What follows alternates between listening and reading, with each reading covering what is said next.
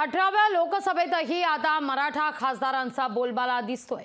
राज्यातील एकूण खासदारांपैकी अर्ध्याहून अधिक खासदार मराठा आहेत। राज्यातील नवनिर्वाचित 48 पैकी 26 खासदार मराठा तर 9 खासदार ओबीसी आहेत। 6 खासदार अनुसूचित जातींचे आहेत।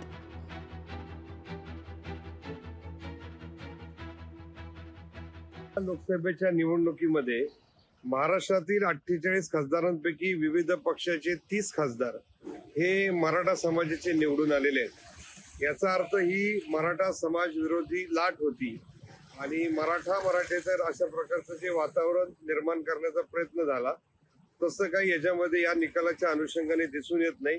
मराठा समाजामध्ये काही घटनांमुळे जो असंतोष निर्माण झाला होता, तो असंतोष याला कारणीभूत ठरलेला आहे आणि त्या गोष्टी सरकारला भविष्य काळामध्ये सुधाराव्या लागतील।